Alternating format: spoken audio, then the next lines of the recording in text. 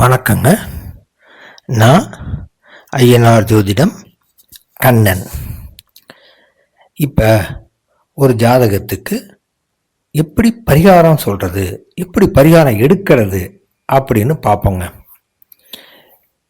அதாவது பரிகாரம் அப்படிங்கிறது ஒரு பொதுவாக ஒரு ஜென்ரலைஸ்டாக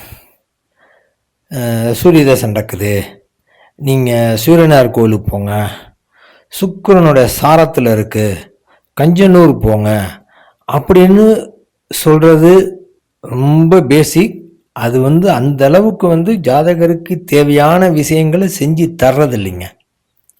ஆனால் அதுக்கு பதிலாக உண்மையிலேயே இந்த ஜாதகத்துக்கு என்ன பிரச்சனை, எந்த இடத்துல எந்த கிரகம் எந்த நட்சத்திரம் பிரச்சனை பண்ணுது அப்படிங்கிறத பார்த்து அதுக்கு தகுந்த மாதிரி ஒரு பரிகாரம் கொடுத்தா அந்த பரிகாரம் நல்லாவே செயல்படுது.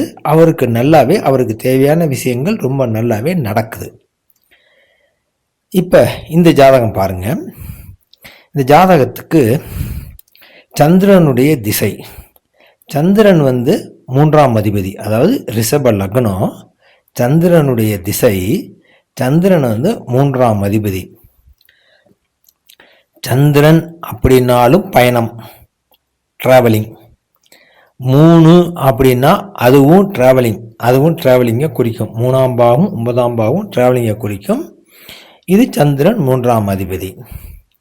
இந்த சந்திரன் தனுசுல இருக்கார், அதாவது லக்னத்துக்கு 8ல் இருக்கார், தனுசுல இருக்கார். தனுசுங்கிறது காலச்சக்கரத்துக்கு 9ஆம் இடம். 9ஆம் வீடுன்னா 3, 9 பயணம்னு சொன்னேன். அப்போ 9ஆம் வீடு பயணம். ஒரு பயண கிரகம், ஒரு பயணத்தை குறிக்கக்கூடிய பாவக அதிபதி காலச்சக்கரப்படி நீண்ட பயணத்தை குறிக்கக்கூடிய இன்னொரு பாவகத்தில் போய் உட்கார்ந்துருக்கார், அதாவது 8ல் இருக்கார், தனுசுல இருக்கார். இந்த தனுசுக்கு அதிபதி பாருங்க, லக்னத்துக்கு 9ல் போய் உட்கார்ந்துருப்பார். அதே மாதிரி சந்திரனுக்கு சாரம் கொடுத்தவர் கேது. கேது போய் 6ல் உட்காந்துருப்பார். அவர் அமர்ந்த சாரம் பார்த்தீங்கன்னா ராகு 12ல் இருக்கார்.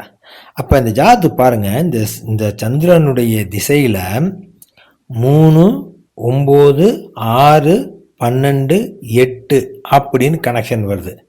இப்படி கனெக்ஷன் வந்துச்சுன்னா இவங்களுக்கு இருக்கக்கூடிய ஒரு முக்கியமான கேள்வி, நான் ஃபாரின் போக முடியுமா அப்படின்னு தான் மெயினாக கேட்பாங்க. இவரும் அதுதான் கேட்டார், நான் ஃபாரின் போக முடியுமா அப்படின்னு கேட்டார். இப்படி 3, 9 கனெக்ஷன் ஏன் இவருக்கு நடக்கலை அப்படிங்கிறதுக்கு ஜோதிட விதிகள் வேறு, அது அப்புறம் பார்ப்போம். ஜோதிட வகுப்புகளாக எடுக்கும் பொழுது அங்கே பார்ப்போம். இவருக்கு இப்போ என்ன செய்யணும் அப்படின்னா, முக்கியமான விஷயம், இவர் வெளிநாடு போகணும்னு கேட்குறாரு. வெளிநாட்டுக்கு போகிறதா இருந்தால் 9ஆம் பாவகம் தான் நீண்ட பயணம். அந்த 9ஆம் பாவகம் இந்த ஜாதகருக்கு திரிசூனியம். அந்த இடத்துல போய் குரு உட்கார்ந்துருக்கார். இப்போ பாருங்க, குரு அப்படிங்கிறது நெய், 9ஆம் பாவகம் அப்படிங்கிறது ஜீவ சமாதி. திரிசூனியமாக இருந்தால் விளக்கு போடணும் அப்படிங்கிறது தான் பொதுவான பரிகாரம்.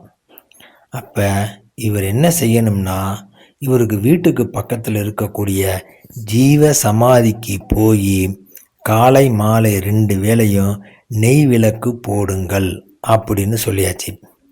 அடுத்தது வாரம் திங்கட்கிழமை மாலையில் அல்லது மூல நட்சத்திரம் வர்ற நாள், மாதத்துக்கு ஒரு நாளில் ஏதாவது ஒரு உணவுப் பொருள் வீட்டில் ஏதோ ஒன்று செஞ்சு, சுண்டலோ பொங்கலோ ஏதோ ஒன்று செஞ்சு அந்த ஜீவ சமாதிக்கு படைச்சி சாமி கும்பிட்டு அங்கே இருக்கிற பக்தர்களுக்கு கொடுத்துக்கிட்டு வாங்க அப்படின்னு சொல்லியாச்சு.